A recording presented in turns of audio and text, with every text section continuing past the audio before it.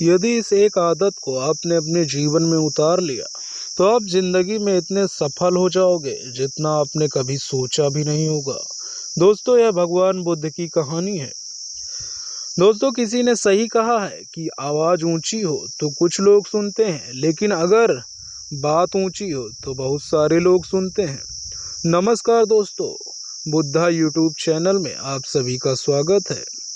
दोस्तों, यदि आपने अभी तक चैनल को सब्सक्राइब नहीं किया तो सब्सक्राइब कर लीजिए। आपके एक सब्सक्राइब से हमें मोटिवेशन मिलता है।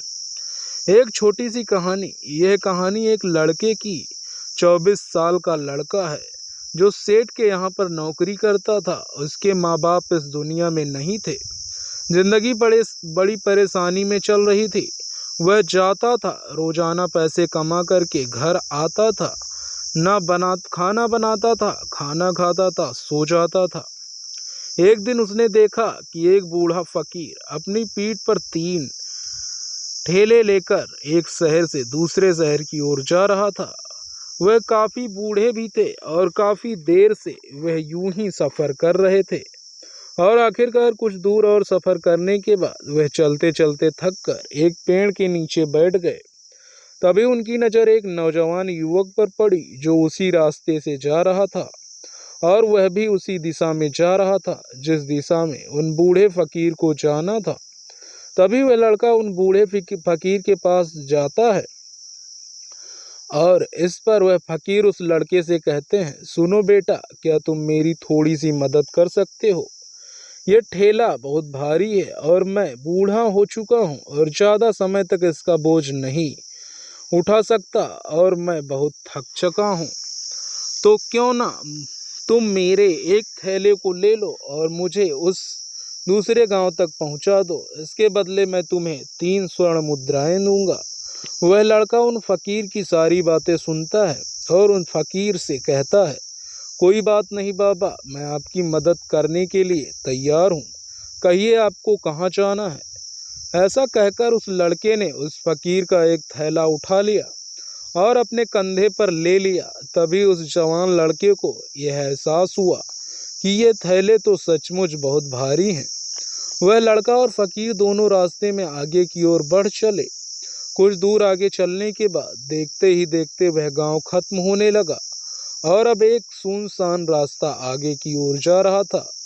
वे दोनों अपने मार्ग में मस्त होकर आगे की ओर बढ़ रहे थे।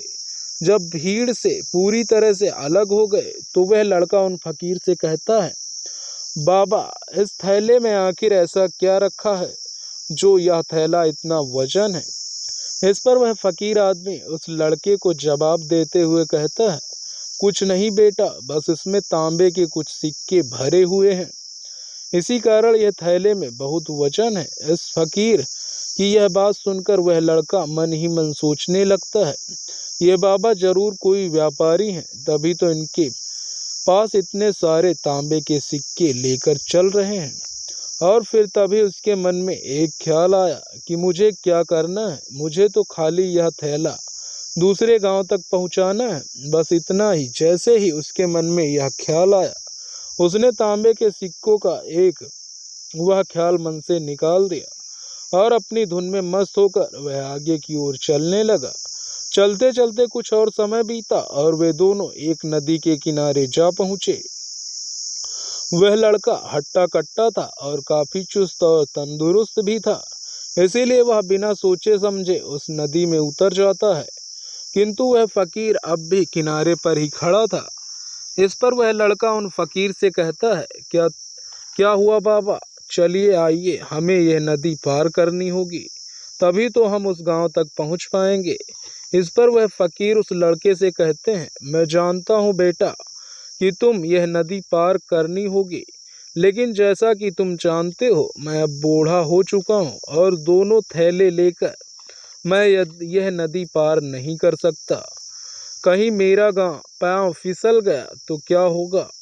क्या तुम मेरे एक और थैले को लेकर नदी पार कर सकते हो? तुम्हें इसके बदले 3 और स्वर्ण मुद्राएं दूंगा। इस पर वह लड़का मुस्कुराते हुए उन फकीर से कहता है, बाबा, आप मुझे शर्मिंदा कर रहे हैं। यदि आप मुझे स्वर्ण मुद्राएं ना भी दें तो भी मैं आपका कार्य कर दूंगा। आपको उस दूसरे गांव तक जरूर पहुंचाऊंगा।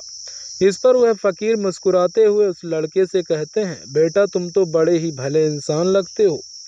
इतना कहकर उन्होंने वह दूसरी गठरी भी उस लड़के को थमा दी। उस लड़के ने जब वह दूसरी गठरी अपने कंधे पर रखी तो वह गठरी भी उसे बहुत ज्यादा भारी लगी, लेकिन उसने वहीं पर कुछ नहीं कहा। जैसे जैसे उन दोनों ने नदी पार की, नदी पार करने के बाद बातों बातों में उस लड़के ने उन फकीर से कहा, बाबा आखिर इस दूसरी गठरी में क्या है? यह गठरी भी बहुत वजन है। इस पर वह फकीर उस लड़के से जवाब देते हुए कहते हैं, बेटा इसमें चांदी के सिक्के हैं, इसी कारण यह गठरी भी बहुत वजनी है। उन फकीर की यह सारी बातें सुनकर अब उस लड़के का दिमाग तेजी से काम करने लगा था। वह यह सोच रहा था कि एक थैले में तांबे के सिक्के, दूसरे में चांदी के। ऐसे प्रतीत होता है मानो यह फकीर बाबा कहीं दूर से आ रहे हैं और उन्होंने सारी जमीन जायदाद बेचकर यह सारे सिक्के इकट्ठे किए हैं, तभी तो वह इतना धन लेकर चल रहे हैं। लेकिन वह लड़का उन फकीर से कुछ नहीं कहता और वे दोनों चुपचाप मार्ग से आगे की ओर बढ़ते चले जाते हैं। कुछ दूर आगे बढ़ने के बाद एक बार फिर एक सुनसान राह आती है। उस सुनसान रास्ते को देखते ही उस लड़के के मन में तरह तरह के विचार उत्पन्न होने लगते हैं। वह यह सोचने लगा, अरे यह तो सुनसान जगह है, अगर मैं ये सिक्के लेकर यहाँ से भाग जाऊं तो ये फकीर मुझे कब तक दौड़ा पाएंगे। मुझे नहीं लगता कि मुझे कभी पकड़ पाएंगे और यहाँ पर कोई है भी नहीं तो जो इनकी मदद कर पाए। और वैसे भी ये बहुत सारे सिक्के हैं, मैं इनसे एक अच्छी दुकान खरीद सकता हूँ, अपना नया व्यापार शुरू कर सकता हूँ। और वैसे भी यह बूढ़ा फकीर अब इन पैसों का क्या करेगा, इससे अच्छा तो मैं ही इन्हें रख लेता हूँ। वह लड़का यह सब बारे में सोच ही रहा था, तभी अचानक से खुद पर आश्चर्य हुआ, अरे मैं यह सब क्या सोच रहा हूँ? ये फकीर बाबा ना जाने कहाँ से आ रहे हैं और क्या करेंगे। इन्होंने इतने सारे पैसे इकट्ठे किए होंगे, मुझे इसका फायदा नहीं उठाना चाहिए। नहीं नहीं, मुझे ऐसा नहीं करना चाहिए। उसने कुछ देर के लिए तो अपने मन के विचारों को काबू कर लिया, लेकिन कुछ देर बाद उसके मन में विचार उस पर देखते ही देखते हावी होने लगे। वह लड़का दो थैले लेकर उन फकीर के पीछे पीछे चल रहा था और कुछ दूर आगे चलने के बाद एक पहाड़ी आई। उस पर वह फकीर बाबा उस लड़के से कहते हैं, बेटा यह पहाड़ी मैं नहीं चढ़ पाऊंगा, मैं काफ़ी बूढ़ा हो चुका हूँ और मेरे घुटनों में भी दर्द रहता है। यदि तुम मेरी तीसरी गठरी भी ले लो तो मैं तुम्हें 3 और स्वर्ण मुद्राएं दूंगा, लेकिन याद रखना ऐसे कहीं गिराना मत, नहीं कहीं यह गठरी खुल ना जाए। इस पर वह लड़का उन फकीर से कहता है, क्यों बाबा, आखिर इसमें ऐसा क्या है?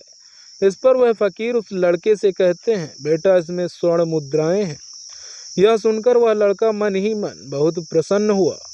उसने चुपचाप वह गठरी भी उन फकीर से ले ली और देखते ही देखते वे दोनों मार्ग में आगे की ओर बढ़ते चले गए।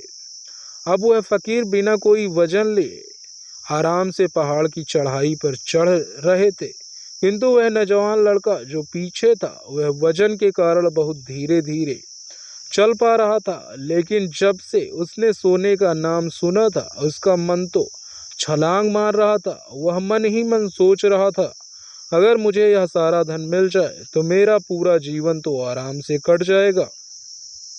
वैसे भी यह बाबा तो बूढ़े हो चुके हैं, भला इन्हें इतने पैसे की क्या जरूरत है, इनका जीवन तो वैसे भी कट चुका है। मैं एक काम करता हूँ, यह सारे पैसे लेकर यहाँ से भाग जाता हूँ। लड़के के मन में अनगिनत विचार उठ रहे थे। लड़के का मन एक अब उसकी बुद्धि पर पूरी तरह से हावी हो चुका था और उस लड़के का मन अपनी बात को सही साबित करने के लिए उसके कुछ भी कह रहा था। और तभी उस लड़के के मन में एक और विचार उत्पन्न हुआ और उस अब की बार वह लड़का यह सोच रहा था, लगता है यह फकीर बाबा कोई चूर हैं, वरना इनके पास इतने सारे स्वर्ण मुद्राएं कहाँ से आएंगे। अगर यह कोई व्यापारी होते तो भला यह इस तरह से पैदल यात्रा तो नहीं करते, और अगर इनके पास इतने सारे पैसे थे तो यह कोई न कोई साधन भी तो अवश्य कर सकते थे। लगता है यह कोई चोर है, और चोर से चोरी करने में भला क्या बुराई है। यह सोचना हुआ वह लड़का अब उन फकीर से तेजी से आगे की ओर बढ़ रहा था, और देखते ही देखते वह फकीर से आगे भी निकल चुका था। और वह यह सोच रहा था कि जैसे ही वह पहाड़ की ढलान आएगी, मैं तीनों गठरियां लेकर भाग जाऊंगा। इससे यह सारे पैसे मेरे हो जाएंगे, और मेरी गरीबी भी हमेशा के लिए दूर हो जाएगी। मैं जो चाहूंगा मैं वो कर पाऊंगा, मेरे पास बहुत सारा धन होगा। और देखते देखते वह दोनों पहाड़ की चोटी पर पहुंच गए, और अब ढलान का रास्ता शुरू होने वाला था। तभी वह लड़का उन फकीर की नजरें बचाकर वह तीनों गठरियां लेकर भागता हुआ आगे बढ़ गया। अब उसे अपना शरीर बहुत हल्का महसूस हो रहा था, मानो उसे उन तीनों थैलों का वजन तक न मालूम पड़ रहा था। काफी दूर दौड़ते दौड़ते किसी तरह से वह अपने आप को बचते बचाते अपने घर पहुंचा। उसकी खुशी का कोई ठिकाना नहीं था। उसने सोचा, क्यों ना मैं जल्दी जल्दी इन गठरियों में से वह सारे पैसे निकाल लूं। यह सोचकर जब उसने गठरी खोली तो पहली गठरी में उसे लोहे के जंग भरे हुए सिक्के मिले। ये देखकर उसे यकीन नहीं हुआ। इस पर उसने फटाफट दूसरी गठरी भी खोल डाली। उसमें भी उसे लोहे के जंग लगे हुए सिक्के ही निकले। यह सब देखकर वह लड़का बड़ा हैरान था। आखिर यह सब क्या हो रहा है? उन फकीर ने तो मुझसे और भी कुछ कहा था। अब उसके वह सोने वाली गठरी खोली, और उसमें भी लोहे के जंग लगे हुए सिक्के ही निकले। यह देखकर वो लड़का बड़ा क्रोधित हुआ। उसने सोचा, उन फकीर ने मुझसे झूठ बोला। झूठ क्यों कहा? उन्होंने मुझसे ऐसा क्यों कहा कि एक में तांबे के सिक्के, एक में चांदी के, और तीसरे में स्वर्ण मुद्राएं। वह यह सब सोच ही रहा था कि तभी उसकी नजर उस थैले में पड़े एक पत्र पर पड़ी। उसमें वह पत्र उठाया, और उस पत्र में लिखा था, यह पूरा नाटक ईमानदार व्यक्ति की खोज करने के लिए रचा गया है, और मैं इस राज्य का राजा हूँ। मेरी कोई संतान नहीं है, और इसीलिए मैंने यह षड्यंत्र रचा है, ताकि मैं अपने राज्य में किसी एक ऐसे ईमानदार व्यक्ति की खोज कर सकूं जो मेरे बाद इस राज्य का राजा बन सके, और इस राज्य भार को संभाल सके। और इस राज्य का भार वही संभाल सके जो पूरी तरह से ईमानदार हो, जिसके मन में किसी प्रकार का कोई लालच ना हो। इतना पढ़ते ही वह लड़का जोर जोर से चिल्लाने लगा। वह सर पकड़कर बैठ गया। वह जानता था कि यदि वह अपने मन के विचारों पर काबू कर लेता तो उसका जीवन संवर सकता है, लेकिन वह अपने मन के विचारों पर काबू नहीं कर पाया। दोस्तों, महात्मा बुद्ध कहते हैं कि मन ही सब कुछ है। आप जो सोचते हैं वही बनते हैं। इसीलिए आपका सबसे बड़ा दुश्मन भी आपको उतना नुकसान नहीं पहुंचा सकता जितना कि आपके मन के यह अनियंत्रित विचार पहुंचा सकते हैं। महात्मा बुद्ध कहते हैं, अपने भीतर ध्यान से देखो। हमारे भीतर जो विचार चल रहे हैं वही विचार शब्द बनते हैं, और शब्द कर्म के रूप में प्रकट होते हैं। बार बार दोहराने पर कर्म बर्ताव में बदलता है, और धीरे धीरे समय के साथ बर्ताव चरित्र में परिवर्तन हो जाता है, और यही चरित्र हमारे भाग्य का निर्माण भी करता है। इसीलिए हमें हमेशा अपने विचारों के प्रति सजग होना बहुत ज़्यादा आवश्यक है। हमें जागरूक होना बहुत आवश्यक है। हमें यह जानना जरूरी है कि हमारे मन में किस प्रकार के विचार आ रहे हैं। आगे महात्मा बुद्ध कहते हैं कि कमजोरी हमेशा छोटे विचार से शुरू होती है, और यह एक बीज के रूप में होती है, और यदि इस बीज को नष्ट न किया जाए तो यह छोटा सा विचार बहुत जल्दी एक विशाल वृक्ष का रूप ले लेता है, और हमारी बुद्धि को सोचने और समझने की क्षमता को पूरी तरह से नष्ट कर देता है। जिस प्रकार आपके इस कहानी में देखा कि किस प्रकार उस जवान लड़के का मन उस पर हावी हो चुका था और उसका सही और गलत सोचने की क्षमता पूरी तरह से नष्ट हो चुकी थी, जिस कारण वह यह समझ नहीं पाया कि उसे क्या करना चाहिए। और उसके लालच ने उसके भीतर इतनी ऊर्जा भर दी कि वह तीनों थैले उठाकर इतनी तेजी से वहां से भागता आगे बढ़ गया। इसीलिए जब आपके मन में पहले कोई गलत विचार उत्पन्न हो, तभी उसे जड़ से उखाड़ देना चाहिए, अन्यथा वह विशाल वृक्ष का रूप लेगा और आपको किसी न किसी गलत राह पर ढकेल ही देगा। आप चाहकर भी उसे रोक नहीं पाएंगे। लेकिन अब आपके मन में यह प्रश्न उठ रहा होगा कि हम भला अपने मन के विचारों को कैसे नियंत्रित करें। हमारा मन तो इतना चंचल है, वह इतना शक्तिशाली है कि वह हम पर हावी हो ही जाता है। हम चाहकर भी उस पर नियंत्रण नहीं कर पाते। इसका जवाब है, महात्मा बुद्ध हमें दो बातें समझाते हैं। पहली बात, सही इरादा विकसित करो। कई बार आपने देखा होगा कि सामने आपके मन में कुछ और होता है, किंतु आप कहते कुछ और हो, क्योंकि आपके मन के भीतर जो कुछ बसा है वही आपके मुख के भीतर भी बाहर भी निकल रहा है। लेकिन जब हमसे वह गलती हो जाती है तो इसके बाद हमारा मस्तिष्क अच्छी तरह से काम करना शुरू कर देता है। हमारे सोचने और समझने की क्षमता एक बार फिर से जागृत हो जाती है और ऐसी अवस्था में हमें यह एहसास होता है कि हमसे गलती हो गई है और फिर हमारा मन दुखी हो जाता है। हमारा मन अफसोस से भर जाता है और इस भारीपन और दुख से बचने के लिए महात्मा बुद्ध हमें सही इरादा विकसित करने के लिए कहते हैं।